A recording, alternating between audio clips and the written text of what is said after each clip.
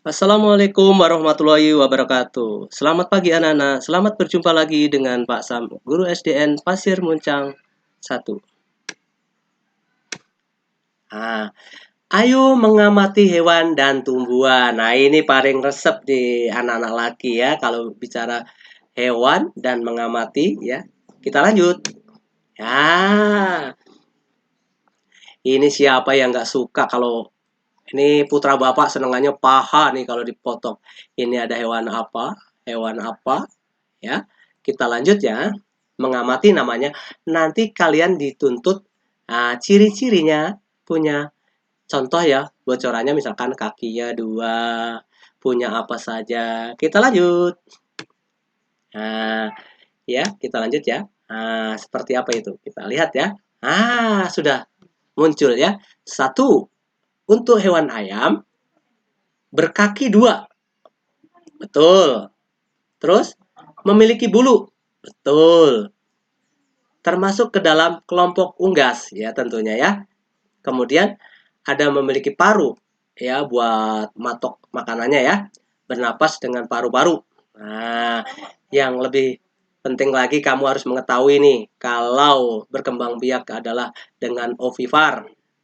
Untuk saat ini ayam ya berarti bertelur ya, menelor. Ya. Adapun cirinya kalau yang bertelur biasanya tidak punya daun telinga yang lebar ya anak-anak ya. Kita sebutkan juga habitatnya.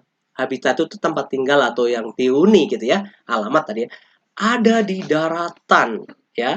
Kalau ayam pasti di daratan dong ya. Kebun gitu ya. Bahkan mungkin juga ada di hutan kadang-kadang ya. Tapi hutan yang tidak hutan belantara tentunya. Eh Sekarang menginjak ke ciri bebek. Bebek tuh paru punya, bernapas dengan paru-paru juga. Terus kemudian ada memiliki sepasang kaki sama dengan ayam. Tapi ada perbedaannya ya. Berselaput kalau untuk bebek dan nila ya. Berkembang biak dengan sama, ovipar, bertelur. Kemudian untuk kelompok unggas ya sama dan bertulang belakang. Habitatnya ini tentunya beda. Kalau tadi uh, ini bisa juga sih di darat, tapi terutama yang ada airnya ya. Kita lanjut. Next. Sekarang ciri ikan sudah bisa ketahuan ya. Satu, memiliki sisik dan lendir licin ya. Memiliki sirip. Kemudian bernapas dengan insang. Berkembang biak. Khusus ikan anak-anak ya. Ada yang cuma bertelur, ada juga yang ganda, ovovivipar. Artinya ganda itu dia bertelur, dia juga melahirkan, ya. Contohnya ada dolphin, lumba-lumba ya, ikan pari, ya. Terus ini seperti itu dia ganda ya. Jadi tidak semua ikan bertelur, oke? Sudah tentu habitatnya adalah di air, ya. Bahkan ada yang di lumpur ya, di lumpur habitat tuh ya. Lanjut. Tadi ini Bapak yang paling tidak suka ya, hewan cecak ya. Bahkan ini maaf kalau untuk orang yang Islam boleh ya membunuh cicak boleh ya. Ini hewan tergolong melata. Karena kenapa boleh dibunuh? Karena dia kalau ngigapin makanan ya bekas tinjanya tidak bagus untuk kesehatan ya. Memiliki sisik. Terus hewan ini berdarah dingin termasuknya dan berkembang biak dengan kalau cicak itu bertelur. Ekornya kalau ada musuh dengan otomatis bisa dilepaskan atau putus. Nama istilahnya yang kerennya adalah autotomi atau ini dalam jangka 3 bulan sudah panjang lagi walaupun dia putus. Next kita lanjut. Kemerdekaan diraih ya karena persatuan. Ini yang perlu anak-anak genggam erat ya. Jangan sampai pudar kalian ya semangat ini. Kemerdekaan yang diraih dengan oleh bangsa Indonesia adalah tidak lepas dari makna yang terkandung dalam sila ketiga. Siapa yang tahu bunyinya yaitu Persatuan Indonesia. Oke ya. Kita lanjut permasalahannya. Ya. Meskipun Indonesia terdiri atas ribuan pulau, membentang dari Sabang sampai Merauke. Sabang itu ada di Aceh sana dengan dekat Pulau Wai, dan Merauke itu ada di Papua. Ya, oke, kita lanjut ya. Nanti dibaca dengan seksama oleh kalian. Ini kalau Bapak jelaskan satu persatu, nanti durasinya cukup lama. Next, kita lanjut. Ya. Urekan dan gerak pola lantai bisa dipraktekkan bersama kelompok kamu masing-masing ya. Nah, seperti ini tadi sudah pola lantai tuh ya. Kita sebenarnya yang perlu kita tahu ini sangat terkenal ya. Tari Indang atau yang orang sering sebut ada Dindin Badindin ya, itu orang lebih mengenalnya adalah ini. Didin Badindin daripada nyebut Indang ya. Ini dari Sumatera Barat atau Minang ya. Oke ya. Kemudian tarian tradisional Sumatera Barat nih ya, tari Indang ya, Minangkabau tadi sudah. Nah, tari Indang ini sering disebut juga ini sebenarnya tari dinding badinding tadi sudah. Nah, ya, kita lanjut. Sekarang perhatikan tempat untuk bilangan bulat dan desimal. Kita menginjak bilangan bulat dan desimal ya. Pecahan desimal. Kita perhatikan satu persatu ya. Kalian amati. Kalau Bapak sebut satu-satu, nanti tempatnya kamu lihat ya, posisinya. Tapi yang perlu diingat anak-anak, dalam menjumlah dan mengurang, kalau nyusun ke bawah, kalian komanya harus lurus ya. Jadi itu ya pedomannya ya. Kita lanjut next. Ya, kita lihat. Sekarang satu-satu ya. Ini yang pertama. 4 menunjukkan bilangan satuan. Ya, satuan.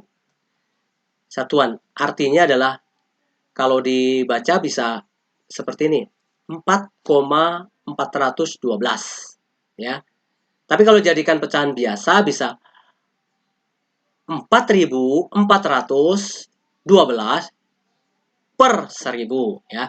Ini kalau yang 4 yang berikutnya ini menandakan ya, 4 menunjukkan bilangan 10.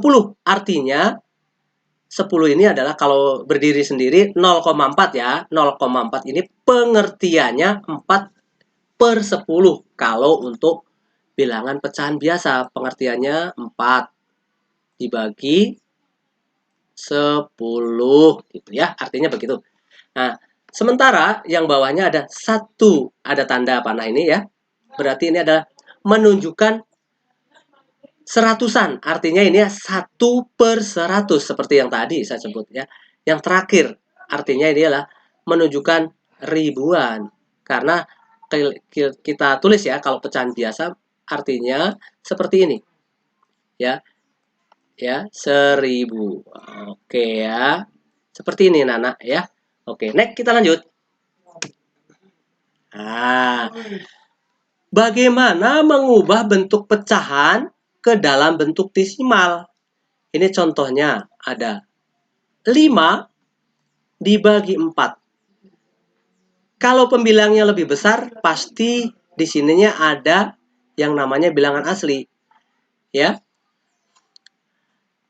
4 supaya dekat dengan 5, maka dikalikan 1 dulu. Hasilnya 4. Dan seterusnya ya. Lihat penyelesaiannya. Dan seterusnya. Terus, Pak ini tidak ada. Ya, kita kurangin ya. 5 diambil, dikurang atau diambil 4, sisanya 1. 1 tambah 0. Tambah 0 ya. Kemudian dikurang lagi 8. 8 dari mana? 4 kali 2 ya. Dan seterusnya hingga sampai selesai 0 ya. Ada juga dengan cara yang lain. Ya, ada dengan cara yang lain. Ini hasilnya sama. 1,25 dengan cara perhatikan ya. Pedomannya 100. ya. Jadi pedomannya 100, kalau ada 4 ini berarti kalau mau jadikan desimal boleh begini ya. 100 dibagi 4 jawabannya 25 ini di sini. 25 ya. Sehingga 5 kali 25 jawabannya adalah 125. Tinggal tadi di belakang koma ada.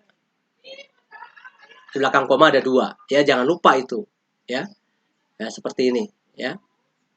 Sekarang kita mengubah pecahan dengan cara mengalihkan jika penyebutnya 4. Tadi sudah disebut di atas ya.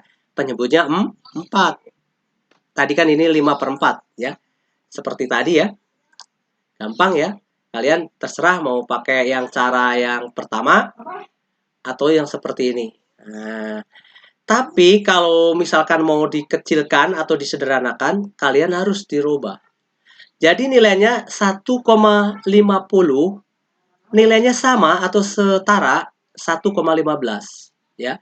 Artinya 15/10 sama dengan 150/100 sama. Ya, begitu ya. Nah, kita lanjut.